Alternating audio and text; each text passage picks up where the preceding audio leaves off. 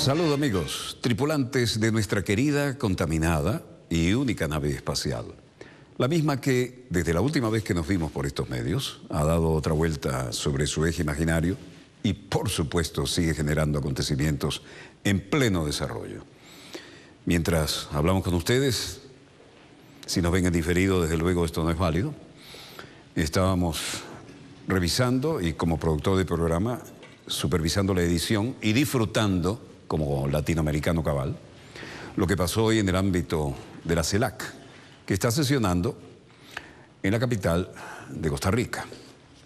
Desde San José aparecieron ahí las viejas confrontaciones de los ejes de poder, se notó quién está con quién les chupa las medias a quién y quién trata de tener una política independiente.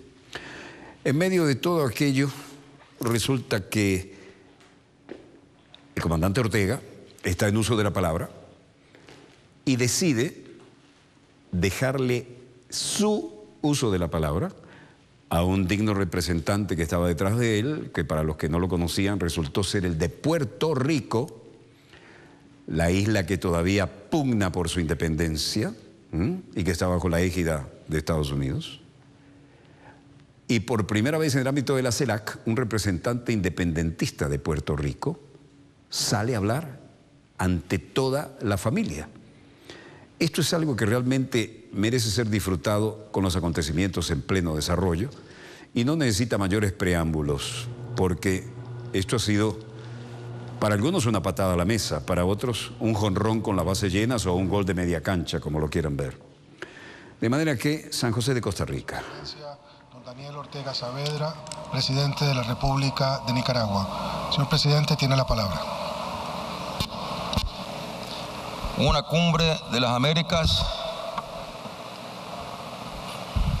con una Cuba presente. Y yo agregaría, y sin un Puerto Rico ausente. Sigue siendo el gran ausente Puerto Rico. Y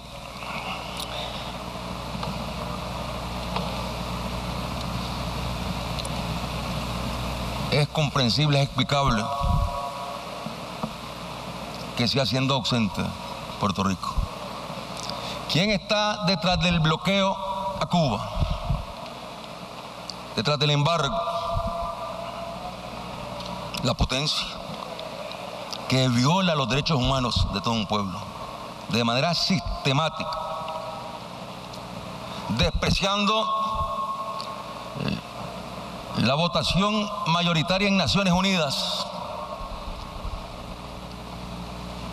188 naciones votando continuamente en contra del bloqueo.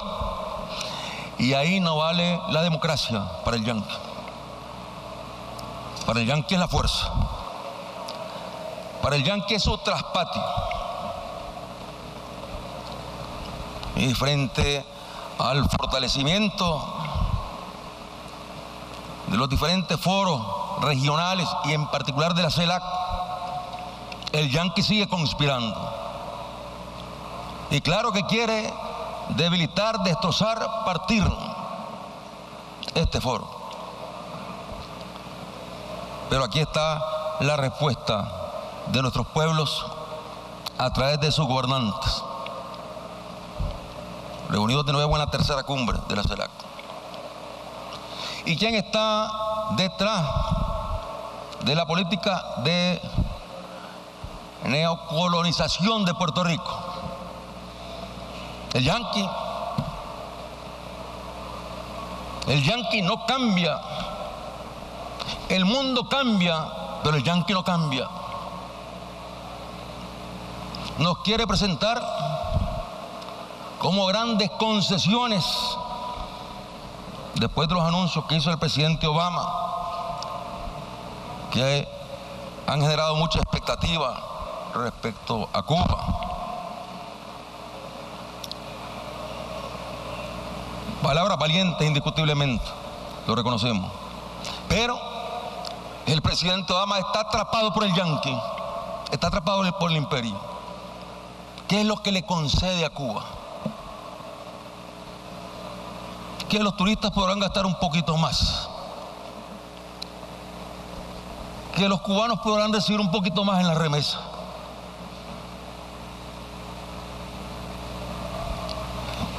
Y el embargo, y el bloqueo, y las sanciones a terceros países que comercian o empresas que comercian con Cuba. Violación a los derechos humanos en estos tiempos, en estos días de cambios en nuestro planeta, donde emerge la multipolaridad a pesar del yanqui. ¿Y quién está detrás de las conspiraciones en contra de la revolución bolivariana, de la revolución de Bolívar, de Chávez, de Nicolás ahora, conduciendo ese proceso? ¿Quién está detrás? ¿Acaso no salieron las pruebas ahí cuando el golpe contra Chávez, que era el yanqui el que estaba detrás, conspirando contra ese proceso de libertad, de dignidad, de soberanía, de generosidad? Y no se cansan de conspirar y siguen conspirando. Y vemos claramente cómo tratan de repetir la historia de Chile. Querida presidenta Bachelet, compañera presidenta, quieren repetir la historia de Chile con Venezuela. Quieren aplicar y están aplicando el mismo guión, lo están aplicando ya. Y quieren que esto culmine con un golpe militar sangriento, brutal, como el que propiciaron los yanquis ahí en Chile. Ellos no están tranquilos, no están tranquilos con nuestras decisiones. Ellos están irritados con nuestras decisiones. Ellos no quieren estas reuniones de la CELAC. Ellos quieren a todos nuestros países subordinados. No han renunciado a aquel principio de América para el yanqui. Lo mantienen vivo. Y nosotros aquí dando la batalla para erradicar la pobreza, la miseria, y ellos conspirando en contra de nuestros esfuerzos para ir erradicando la miseria y la pobreza, dándoles salud y educación y un mejor nivel de vida a las familias de nuestros pueblos, de nuestras naciones.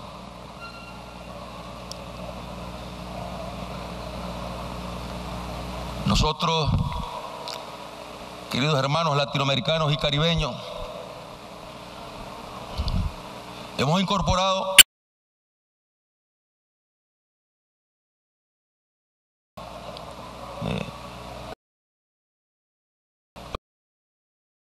solidaridad y de cumplimiento con un mandato de Naciones Unidas.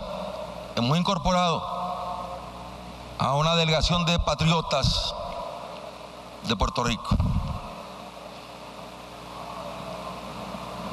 Aquí nos han acompañado y nos acompañan, y esperamos que nos acompañen también en la Cumbre de las Américas. Presidente Varela, esperamos estar en Panamá y que nos acompaña, ¿ya? Nuestro hermano Rubén Berrío, muy conocido por muchos de ustedes. Rubén, un gran luchador, defensor de la soberanía de nuestros pueblos. Y quiero, para concluir mi intervención, mis palabras, quiero pedirle a Rubén que concluya mis palabras. Venga, Rubén, concluya mis palabras. Presten atención, aquí viene el gol de media cancha, o si quieren hablar en términos de béisbol, jonrón con las bases llenas. Representante de Puerto Rico, Rubén Berríos. Señores presidentes, señoras presidentas, la persistencia del colonialismo en mi patria, Puerto Rico, constituye una afrenta a la dignidad de nuestra América. La colonia del Estado Libre Asociado, que ni es Estado, ni es libre, ni es asociado, es una rémora de los tiempos de sumisión y genuflexión que padeció gran parte de nuestra América. La presencia hoy aquí de un independentista puertorriqueño es clara señal de los nuevos tiempos. Una América Latina y el Caribe que reclama sus derechos altiva y de pie. Porque nuestra América es una sola patria. Por donde va uno, vamos todos. Tan libre será América Latina y el Caribe como libre sea Puerto Rico. Desde Bolívar, pasando por Martí, Sandino y Albizu Campos, hasta hoy, los hijos más preclaros de nuestra patria grande han sido defensores insobornables de la independencia de Puerto Rico. Puerto Rico es el verso que le falta al poema libertario de Bolívar. Ya en el 2014, la CELAC, fiel a esa trayectoria, en su última cumbre reclamó como suyo a Puerto Rico y encomendó a su directiva a llevar a cabo las gestiones necesarias para adelantar nuestra descolonización. El colonialismo constituye una violación a los más elementales derechos humanos. De ahí que el derecho inalienable a la libre determinación e independencia sea norma absoluta del derecho internacional. El Comité de Descolonización de la ONU ha reiterado por unanimidad en innumerables ocasiones el derecho de Puerto Rico a su libre determinación e independencia. Además, ha instado a los Estados Unidos a cumplir con su obligación descolonizadora y ha solicitado a la Asamblea General que se pronuncie sobre el caso colonial de Puerto Rico. Los puertorriqueños, enfrentados a la potencia más poderosa del mundo, siempre nos hemos mantenido en pie de lucha. Estados Unidos ha recurrido a todo, desde las persecuciones inmisericordias hasta la compra de conciencias.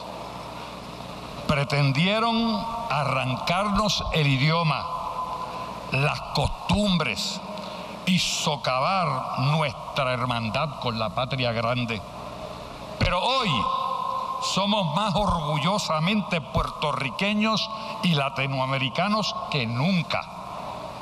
Muchas veces estuvimos solos en nuestra lucha, pero estos son otros tiempos y nuestra América ha despertado.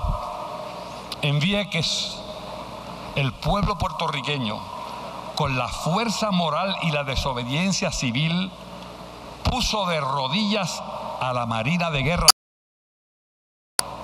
y la forzamos a salir de nuestro suelo. Y en el plebiscito del 2012, nuestro pueblo repudió en las urnas al régimen colonial con un contundente 54% de los votos. Hoy, cuando los cambios anunciados desde Washington y La Habana preludian una nueva relación entre Estados Unidos y nuestra América, sería inconcebible mantener en Puerto Rico un estatus colonial. Es hora de que la CELAC pase de la palabra a la acción. Primero, el cuarteto de la CELAC, encabezado por su presidente, en consonancia con el mandato de esta organización, debe implantar un plan concertado para que la Asamblea General se pronuncie sobre el caso de Puerto Rico. Segundo, la CELAC debe reclamar al gobierno de los Estados Unidos la liberación del patriota Oscar López, el preso político más antiguo del mundo, que ya ha cumplido 34 años de cárcel. Y además, la CELAC debe estar atenta ante cualquier maniobra dirigida a perpetuar el colonialismo en Puerto Rico con cualquier nuevo disfraz.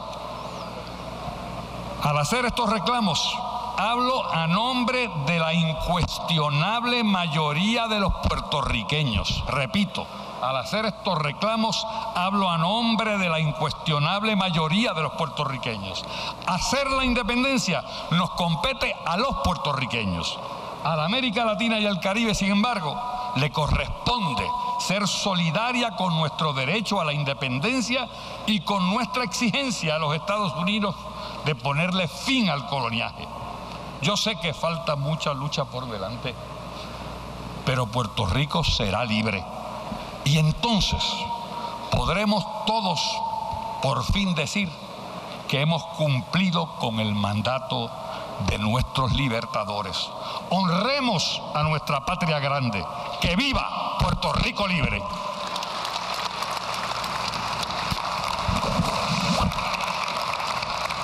Bueno, esto dejó tan fuera de base que hasta el insert que colocaron no correspondía con este invitado que nadie lo esperaba. Comandante Daniel Ortega Saavedra. Tiene la palabra Su Excelencia, don José Mujica Cardona, presidente de la República Oriental del Uruguay. Airado, el presidente del debate le pretendió hacer unas indicaciones a Ortega. Ortega le contestó. Veamos qué dijo Pepe. Puede haber figuras trascendentes que cambien la historia de la humanidad, pero los largos de transformación de una sociedad necesitan la construcción colectiva de un esfuerzo y sobre todo el compromiso de una ética. El problema más grave de nuestro tiempo es que está totalmente confundido. La ética comercial y empresarial suele instalarse adentro del procedimiento político. Y entonces las masas desconfían, nos pasan la boleta, pierden credibilidad, en definitiva, y parten de esta idea, todo es lo mismo, y no todo es lo mismo. Mentira, no creo que todo sea lo mismo, porque he visto hombres y mujeres capaces de entregar la vida por un sueño, y eso no se compra, porque eso no se vende. Y es precisamente este factor de carácter ético que hay que pelearlo en el campo de la política. La otra cosa que quiero señalar, y que me parece central de nuestra época, si una sociedad rica, poseedora de alta tecnología, o un conjunto de sociedades ricas se abrogan el derecho de, con su tecnología de vanguardia, creer que se puede imponer en el mundo la idea que tengamos de democracia y caer en la intolerancia, en el aplastamiento, tal vez en nombre de alguna causa milagrosa, la democracia representativa o liberal, en pueblos que no lo entienden, en pueblos que no han evolucionado por sí mismos. Lo que vamos a cosechar no es democracia, sino fanatismo. Y el fanatismo es el peor flagelo, porque el fanatismo en un lado va a generar la respuesta fanática. La xenofobia de hoy, que empieza a surgir en algunos países centrales contra los inmigrantes, contra los sudacas, contra los africanos, no deja de ser otra. Y el miedo al terror, el terror de los que están enfermos de odio por el aplastamiento y responden con lo único que tienen, la inmolación, nos hace entrar en una lógica de estupidez y de ceguera que constituye hoy uno de los peligros mayores que tenemos por delante. Está refloreciendo una derecha que no es derecha, sino que es fascista, en el corazón de un continente desarrollado como es Europa. Y eso tiene que ser una verdadera alarma y una lesión de carácter político. El papel que tiene la tolerancia, el respeto a la autodeterminación, el aprender a convivir con lo que es diferente, la política sana de verdadero respeto. Y eso se precisa con los que se discrepa, no con los que se está de acuerdo. El quid de la cuestión, el arte de convivir, es respetar con aquellos con los que uno tiene discrepancia. Porque de lo contrario este mundo se hace inhabitable, inconvivible. Nosotros hemos dado un paso en este territorio de paz de América, porque estas cumbres, desde el punto de vista práctico, sirven para cansarnos y sacarnos un montón de fotos. Lo reconozco, pero tienen un mérito. Han creado una amistad, una relación. Casi no nos damos cuenta que nos llena de confianza, de intimidad, y podemos convivir pensando distinto, crear y tomar decisiones. Y este es un capital que tiene América. Vale la pena sacrificarse, sacarse fotos, venir cansado, etcétera, etcétera, por el hecho de ver a los compañeros que están en la misma vía cruz, que a veces pueden pensar distinto a uno, pero tendemos a construir un nosotros de enorme intimidad, aunque no nos hayamos dado cuenta. Esto no pasaba en la historia de América Latina, está pasando hoy. Y yo he visto gente que tiene claves políticas muy distintas, con un respeto íntimo y una que vale la pena de todos los sacrificios que pueden significar estos encuentros. Pero esto no está en otras partes del mundo. Quiero decir que tenemos que estar en guardia para cultivar esta tolerancia que la está necesitando el mundo. Curiosamente la está necesitando el mundo rico. Hay síntomas que asustan y tenemos que registrarlo a tiempo. Quiero señalar además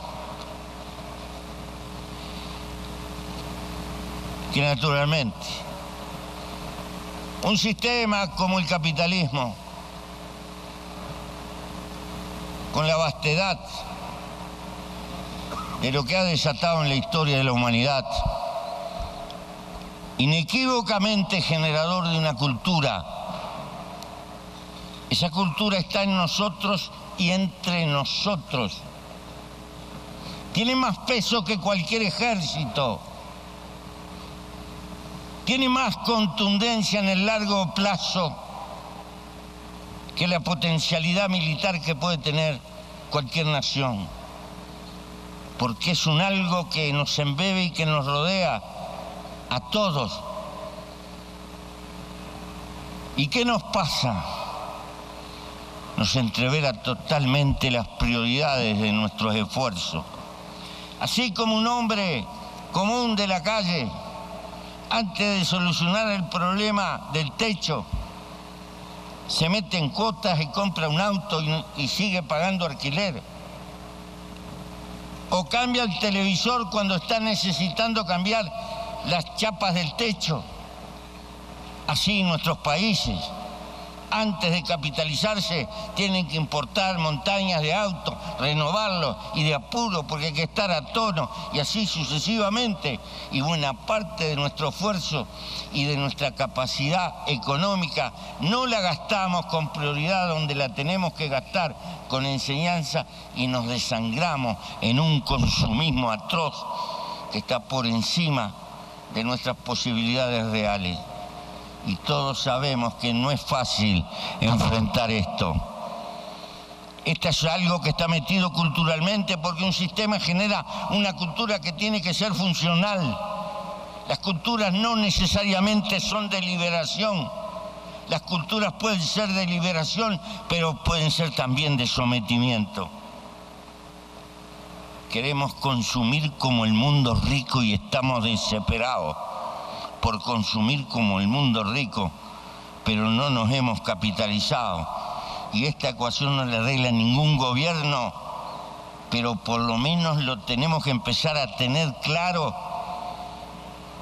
y lo tenemos que discutir perfectamente, porque esto es parte de la contracultura que necesitamos a favor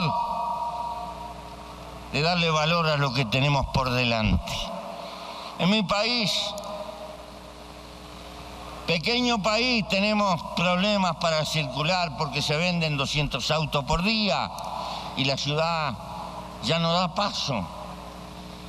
Y parece que el mundo se viene abajo, porque ¿y cuántas cosas precisamos más importantes que los autos? Y tendríamos que pagarle a nuestros profesores mucho más, y tendríamos que becarlos para que fueran, pero no. Nuestra balanza de pago se desangra, y creo que esto le pasa a otros países de América Latina. Cuando miro los planes de enseñanza, me doy cuenta lo poco que gastamos en la enseñanza tecnológica y cuánto gastamos en el viru-viru. ¿Cuánto gastamos en un montón de cosas no útiles? Y qué poco gastamos en la enseñanza técnica y en la enseñanza científica. Bien, yo creo que estas son consecuencias larvadas de esa cultura, porque estamos como mirando la fiambrera, estamos mirando la vidriera del mundo altamente desarrollado, y tenemos que adoptar sus hábitos y sus costumbres cuando nuestras prioridades en el fondo son otras. Este problema no tiene solución sencilla, no la puede tener. Esto es una batalla cultural, pero nunca te liberarás si padeces las consecuencias de la cultura que te somete. Esta es la cuestión. No alcanza con lo material. Lo material es importantísimo y es determinante. Pero en definitiva, no hay papel más importante arriba de la tierra que la cultura que nos conduce por la vida. Y esta batalla cultural, la más dura, la más difícil, porque es mucho más fácil cambiar una realidad material que una realidad cultural, es el desafío que tiene nuestra América hacia el porvenir. Mi agradecimiento a todos, mi cariño a todos. Me siento representado por la lucha de ustedes. No hay ningún triunfo a la vuelta de la esquina. No hay ningún triunfo fácil. Nadie nos va a regalar la prosperidad. La prosperidad hay que ganarla, y la libertad hay que pelearla permanentemente, porque es una lucha por una reconquista de carácter permanente. Pero vale la pena comprometer la vida en ese esfuerzo, y sobre todo intentar gente que nos supere con ventaja. En realidad, los mejores dirigentes son aquellos que cuando se van dejan un conjunto de gente que los supera ampliamente. Esta lucha es colectiva y es de generaciones. Gracias. Pepe Mujica, representante de la República de la CELAC en San José de Costa Rica, hacía algunas referencias pintorescas típicas del campo uruguayo y también del campo argentino. Decía, nos quedamos mirando las fiambreras, es una metáfora. Brevemente explico. Un cubo de madera de un respetable tamaño, digamos 1 metro por 1 metro, puede ser un poco menos, cuyas paredes, es un armazón de madera, ¿no? Pero las paredes son de tejido finito. Se cuelga dentro la carne en la época que no existía refrigeración en el campo, después de haber abierto una res, y la colgaban ahí a que se aireara a la sombra de un árbol y que los insectos y las aves rapaces pudieran llegar a ella, ¿no? Lo que sobraba. Y por supuesto, los perros, a veces cuando estaban satisfechos, se quedaban ahí latiendo y mirando la fiambrera, ¿no? Es decir, algo que queremos pero que no está al alcance. Las metáforas de Pepe a veces merecen una explicación. Como se ve, se rompieron todos los esquemas en esta reunión de la CELAC. Y por supuesto, la aparición de un representante de Costa Rica después de esta iniciativa espectacular del comandante Ortega de Nicaragua está en el mejor estilo de lo que alguna vez podríamos haber imaginado de parte, por ejemplo, del eterno comandante, ¿no?, desaparecido en la República Bolivariana de Venezuela, por supuesto, Hugo Chávez Frías. Breve corte y volvemos con más acontecimientos en pleno desarrollo. En esta conferencia se rompieron los esquemas.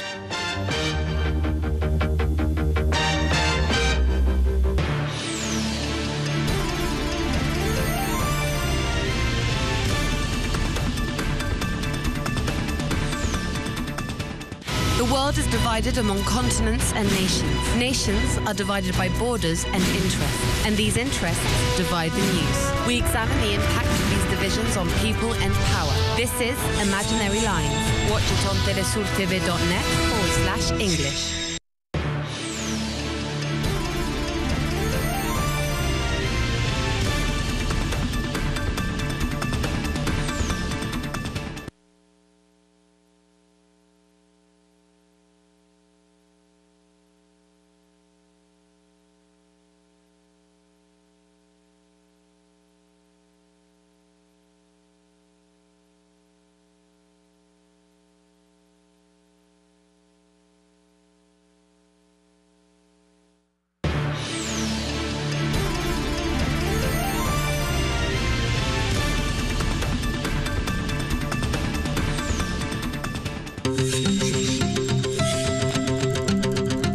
La ventaja de trabajar en un proyecto como Telesur y de hacer las cosas bien en función de visibilizar lo que antes no nos permitían ver, hace que el concepto de la vida te cambie. Telesur no es un trabajo, Telesur es una decisión de vida. Telesur es un compromiso ético, moral, primeramente con nosotros, como profesionales de los medios.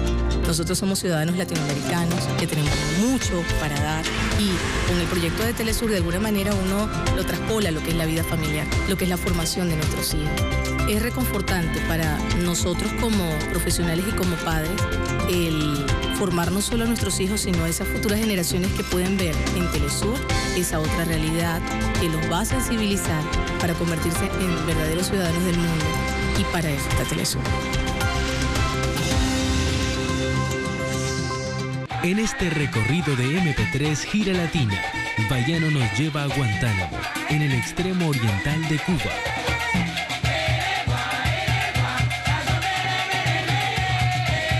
Un lugar al que llegaron ex-esclavos haitianos con el sabor de su cultura.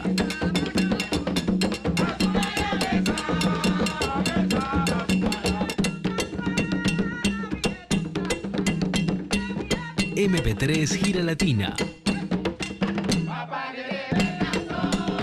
Este sábado, solo por Telesur. La cultura es factor clave en la construcción de sociedades sostenibles y equitativas. Vidas es la puerta abierta para descubrir las voces que reafirman la diversidad y riqueza de nuestra América. La resaca muerte no me encuentre. Patrimonio, herencia, valores y experiencias de arte y cultura. Vidas, todos los domingos, solo por Telesur.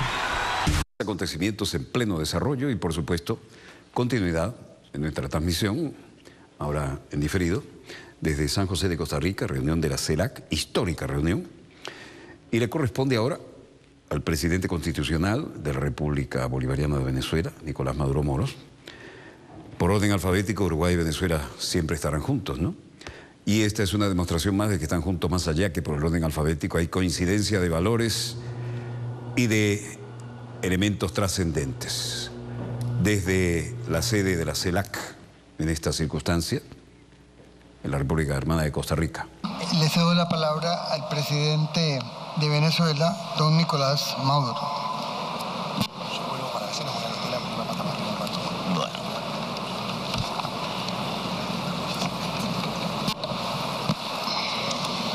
Buenas tardes, queridos compañeros, compañeras, presidentes, presidentas, primeros ministros, primeras ministras de América Latina, del Caribe, presidente Luis Guillermo Solís, gobierno de Costa Rica. Verdaderamente hay que decir gracias a la vida que nos da esta posibilidad de vivir intensamente una nueva era histórica que se ha abierto en América Latina y el Caribe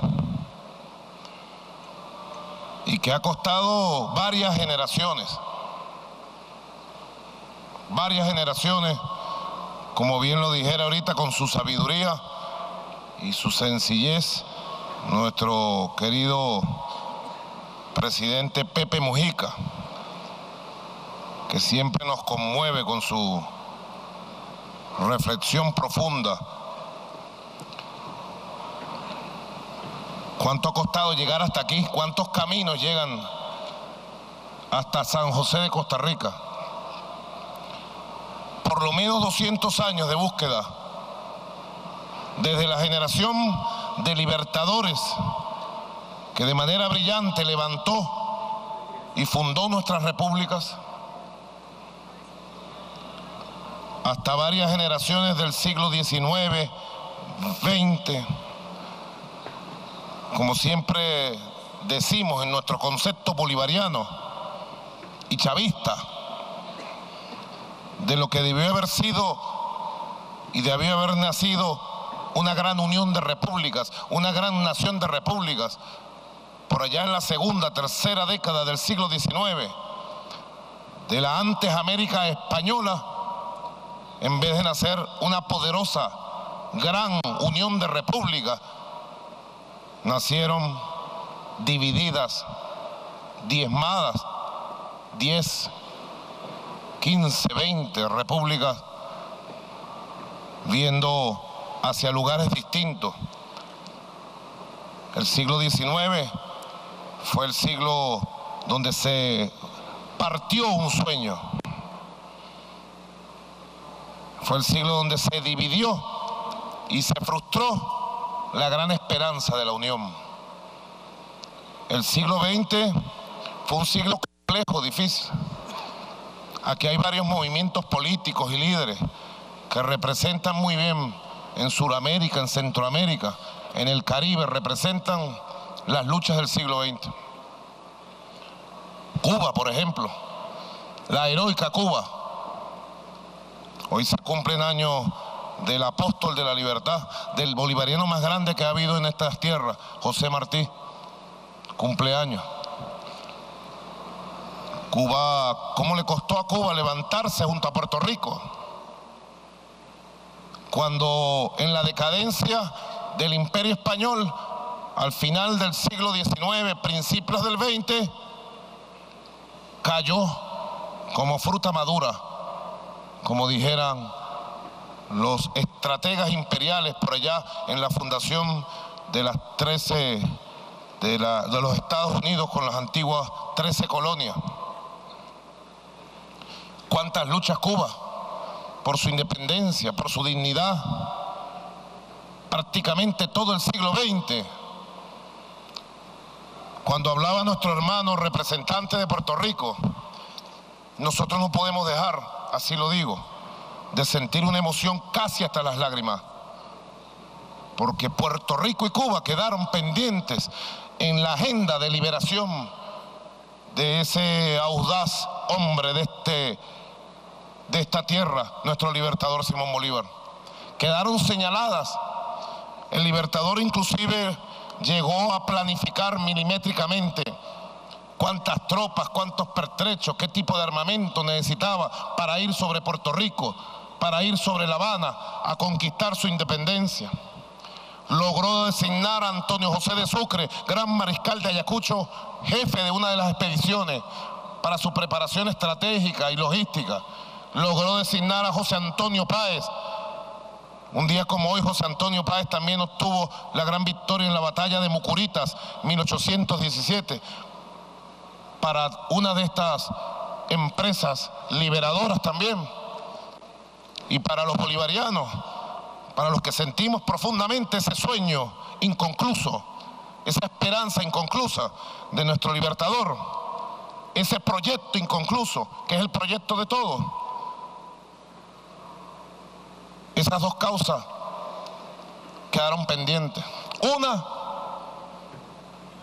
se logró gracias a otro gran bolivariano, el comandante Fidel Castro Ruz, y los barbudos que como ángeles bajaron de la Sierra Maestra aquel año 1958-1959. Pero ¿cuánto le ha costado Cuba su derecho a ser independiente, soberana, construir su propio modelo político, social, económico? 56 años de bloqueo criminal. A veces se dice bloqueo, pero habría que quizás indagar un poco más a profundidad. Más que un bloqueo, es una persecución financiera, comercial. A Cuba se le persigue en el mundo entero para evitar que pueda vivir su economía, su sociedad. Aún se le persigue a Cuba hasta para comprar medicamentos, hasta para resolver asuntos necesarios para la vida social, educativa, cultural de su pueblo. Es un crimen, eso que llaman bloqueo, es una persecución criminal contra el pueblo de Cuba, que tiene derecho a ser independiente, a ser libre.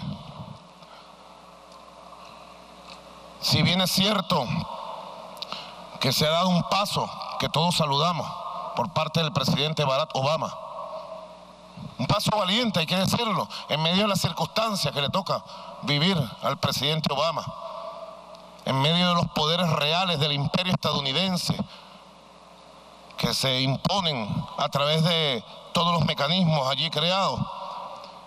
Aún falta mucho camino por andar, bien lo ha dicho el presidente Raúl Castro, con mucha claridad lo ha dicho el día de hoy, un discurso histórico ha dicho nuestro querido hermano, y lo tenemos que decir, nuestro querido también padre revolucionario de Cuba, lo ha dicho con mucha claridad. Falta mucho camino por andar, y ese camino Cuba lo tiene que andar abrazado de América Latina y del Caribe, con el apoyo solidario, decidido, firme de América Latina y el Caribe, como se está logrando el día de hoy,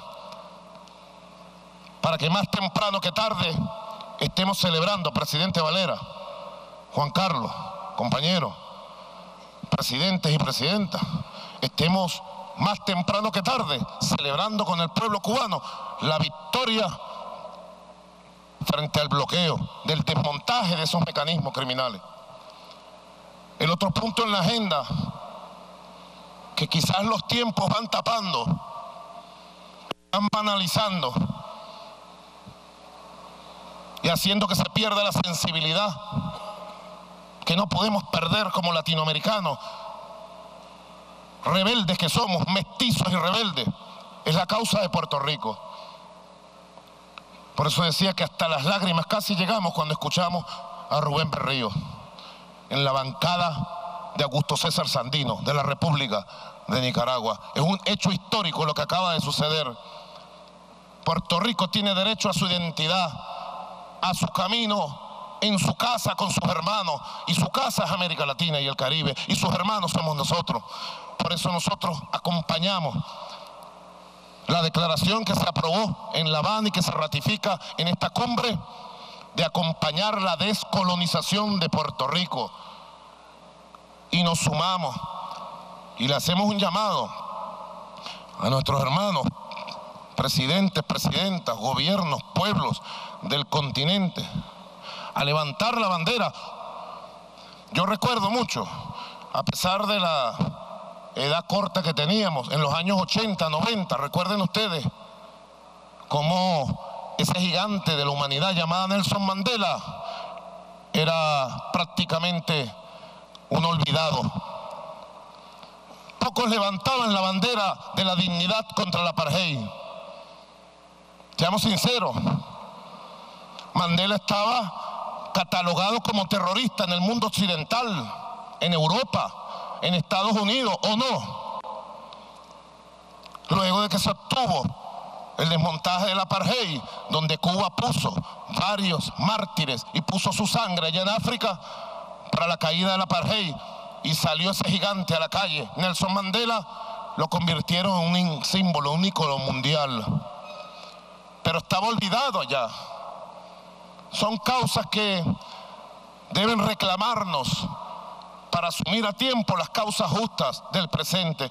Y de verdad, queridos hermanos y hermanas, nosotros creemos que una de las causas más justas, luego de la lucha por la liberación de los 5 héroes cubanos, gran victoria del pueblo cubano del 17 de diciembre, una de las causas más justas que hay, de verdad, así lo sentimos, así lo transmitimos y así nos sumamos, es luchar por la libertad del Nelson Mandela de Puerto Rico, Oscar López Rivera, que tiene 34 años preso en cárceles de los Estados Unidos con el único delito de luchar por la independencia de nuestra hermana caribeña, de nuestra hermana Puerto Rico.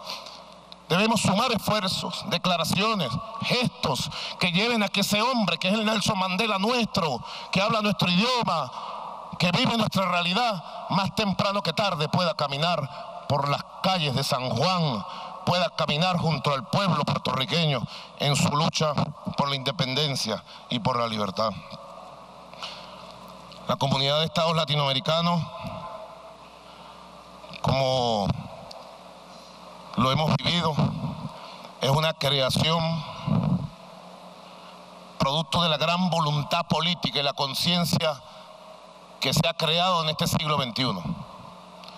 Si el siglo XIX fue el siglo de la frustración y la división, si el siglo XX fue un siglo difícil de dominación imperial, de dictaduras, el siglo XXI se anunció temprano como el gran siglo de nuestra América, como el nuevo siglo para la nueva oportunidad. Y la CELAC ha sido producto, querido presidente Pepe, como lo decía usted en su intervención, de una gran voluntad política. Una voluntad política de sectores diversos, de proyectos diversos. Aquí en esta mesa, como en La Habana en su oportunidad, como en la Chile presidida por el señor Piñera, como en la Caracas de diciembre presidida por el comandante Hugo Chávez, como en Cancún presidido por el expresidente Calderón, como en el Brasil, en Salvador de Bahía, diciembre de 2008, presidido por Lula da Silva. En ese camino nos hemos visto las caras, gobiernos de derecha,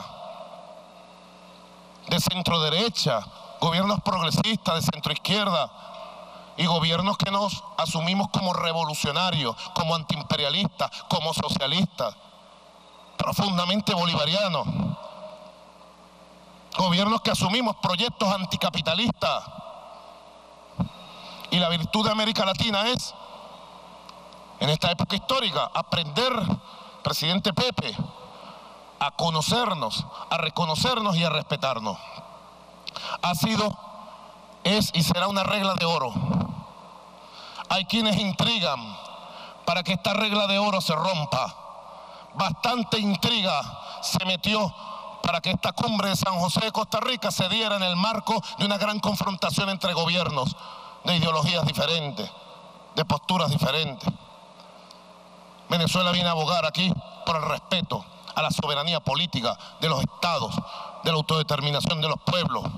Hay una gran operación de provocación contra Venezuela desde Venezuela, de la ultraderecha, utilizando figuras políticas de algunos países vinculados a proyectos de derecha,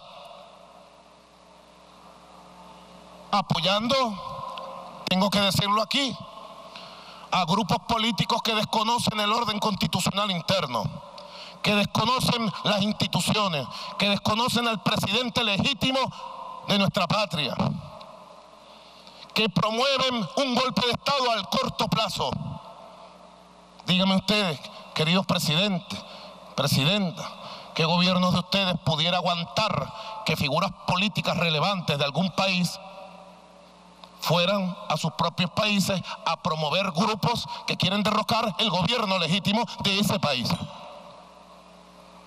¿Es eso tolerable en la vida política actual de América Latina y el Caribe? No debemos tolerarlo. Yo clamo por la gran voluntad política que dio nacimiento a la CELAC. Clamo por el respeto y desde la diversidad continuar el camino de la construcción de la nueva Unión de América Latina y el Caribe. Desde Venezuela nosotros seguiremos aportando nuestro granito de arena, con humildad, con pasión, con amor, con capacidad de aprendizaje de todos los gobiernos, con paciencia. Es una reflexión que nosotros queremos compartir. En este camino, donde, como decía el presidente sandinista, Daniel Ortega, hay mucha gente, corrijo, hay gente que le irrita que América Latina haya encontrado su camino de unión y que en los años que están por venir, en la próxima década, ya nosotros podemos soñar y lograr ser un bloque político, económico, cultural, inserto en el mundo, respetado por el mundo. Tremendo logro. La instalación del Foro de Cooperación China-América Latina.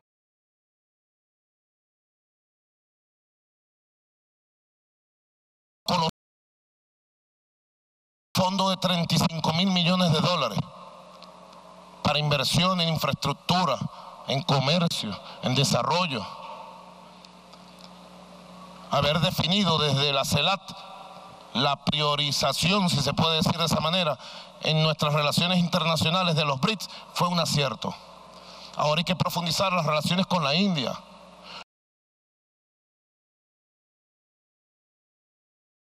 Aquí está Brasil, nuestra hermana Brasil.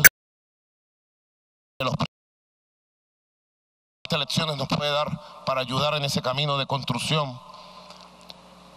Qué bueno poder soñar, tener un poderoso bloque nuestro americano.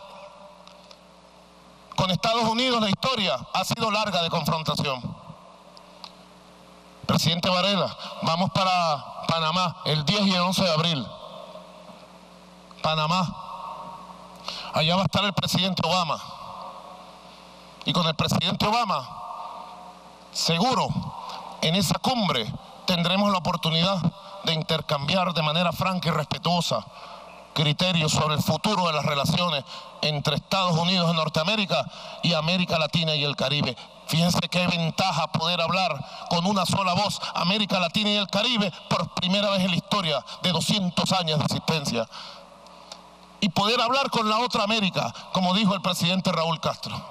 Hablar las dos Américas, la América del Sur, mestiza, orgullosa de su historia, en vías del desarrollo, la América no imperial, la América que sueña en democracia, que sueña en diversidad, con la otra América, que algún día tendrá que dejar de soñar con el lenguaje del imperio, de actuar con el lenguaje del imperio. Algún día el mundo de los imperios se acabó. El siglo XXI será el siglo del fin de los imperios que han existido y de los que sueñan por existir. El siglo XXI, estamos seguros, será el siglo de la multipolaridad, del mundo multicéntrico, del equilibrio del universo que soñó el libertador Simón Bolívar. Hay muchas tareas. Costa Rica ha cumplido un papel extraordinario como presidente de la CELAC. Extraordinario, de verdad. Y ha mantenido el ritmo del trabajo, de la construcción. Ahora viene la presidencia del presidente Correa. Presidente Correa, me permito comentar, presidente, entre muchas ventajas que tiene, es que ha vivido desde adentro del proceso, desde su primer paso. Porque es un presidente electo, reelecto y ratificado. Legítimamente por su pueblo. Electo y reelecto. Y recontrarreelecto. Y tiene la experiencia, el empuje, el amor. Es un bolivariano, es un alfarista. Hoy también se cumple 103 años del asesinato de ese general bolivariano, gigante de América, Eloy Alfaro también. Y sabemos que Ecuador va a asumir la presidencia con pasión. Nos están presentando una carta, un plan de trabajo de verdad. Hay muchas tareas hacia adentro de consolidación. Nosotros debemos pensar seriamente en una estructura que vaya madurando, de coordinación, de ejecución de políticas, pensar en metas concretas, como ha dicho el presidente Correa en su intervención. Nosotros humildemente desde Venezuela decimos, cuenten con el apoyo, el respaldo, la compañía, la solidaridad de la República Bolivariana de Venezuela, de la Revolución Bolivariana, presidente Correa y los presidentes del cuarteto para todas las tareas que tenemos pendientes de aquí en adelante. Igualmente quiero expresar las palabras de optimismo hacia Colombia, nuestra hermana Colombia. Aquí está la Carta de Jamaica, la llaman la Carta Profética. Hace 200 años, este año, presidente Correa en Ecuador certificaron un descubrimiento de la carta original de Jamaica con unos párrafos que habían sido censurados por la historia. Está en buenas manos, la tiene el Ecuador, la Carta de Jamaica. Aquí en la Carta Profética el libertador Simón Bolívar definió el plan 1815 en Jamaica. Estaba solo, derrotado, en retirada. Los ejércitos libertadores de Venezuela diezmados. El rey de España había mandado sus mejores tropas después de derrotar a Napoleón. Al frente había mandado a su mejor general, Morillo. Y el libertador en Jamaica diseñó un plan, una estrategia, un proyecto. Visualizó sin internet, ni satélite, ni Telesur, ni televisión, ni nada. Diseñó casi como que estuviera adivinando qué iba a pasar con nuestra América. Allí fue donde se planteó por primera vez el plan de fundar Colombia, tomando la idea de Colombella, de Francisco de Miranda. Y se planteó la idea de unir la Nueva Granada, las Provincias Unidas de Venezuela y la provincia de Quito, para fundar una poderosa unión de república, Colombia. Y desde Colombia dar la batalla por la liberación del continente, la expulsión de los españoles y la unión, la nueva unión. Ya aquí visualizaba, presidente Juan Carlos, visualizaba aquí a Panamá como el centro de un congreso anfictiónico. Nosotros nos alegramos profundamente, presidente Santos, y ratificamos todo nuestro concurso, más allá de las diferencias políticas que tenemos y que resurgen cada cierto tiempo. Lamentable. Las diferencias las ventilamos personalmente, bilateralmente. No es este espacio el espacio para pelear entre nosotros. Este es el espacio para unirnos, para abrazarnos. Y en este espacio Venezuela ratifica todo su respaldo a la lucha por la paz en Colombia. Todo lo que tengamos que hacer y más allá, que se ha hecho y que se pudiera hacer, estamos a la orden total del presidente Juan Manuel Santos para construir la paz en Colombia, a pesar de los pesares de los ataques que se nos hagan desde Bogotá y desde Colombia. Venezuela, la patria de Bolívar, está con Colombia en la búsqueda de la paz. Por último, queridos presidentes, inspirados en la intervención del presidente panameño, nos tocó una tecla que tenemos por aquí siempre muy sensible cuando habló de la Carta de Jamaica, 200 años. Estaremos en Jamaica con la primera ministra Patterson. Estaremos allá el 6 de septiembre conmemorando los 200 años de la Carta de Jamaica y ratificando todo nuestro camino de construcción de Petrocaribe y de todas las formas de integración de nuestro continente. Tomábamos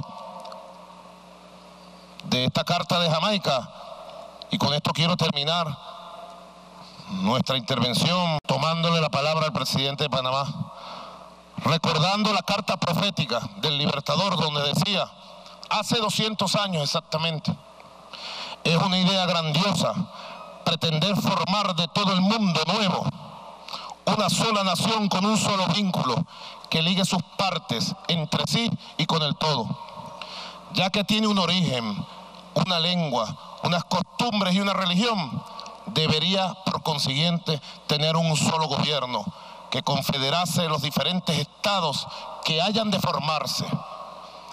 Mas no es posible porque climas remotos, situaciones diversas, intereses opuestos, caracteres desemejantes dividen a la América. Qué bello sería que el Istmo de Panamá fuese para nosotros lo que el Corinto para los griegos.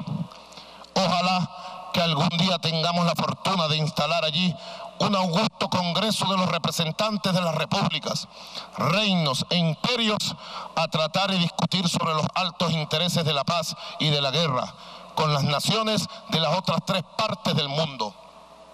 Y finaliza este párrafo casi profetizando este tiempo que estamos viviendo cuando dice de ese congreso que él soñó hace 200 años, dice: esta especie de corporación podrá tener lugar en alguna época, dice el Libertador, esta especie de corporación podrá tener lugar en alguna época dichosa de nuestra regeneración.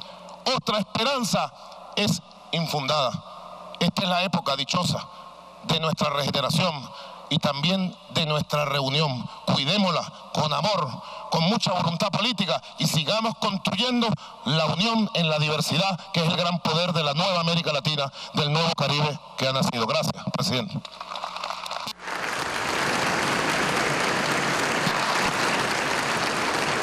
Así finalizaba la intervención del presidente constitucional de la República Bolivariana de Venezuela,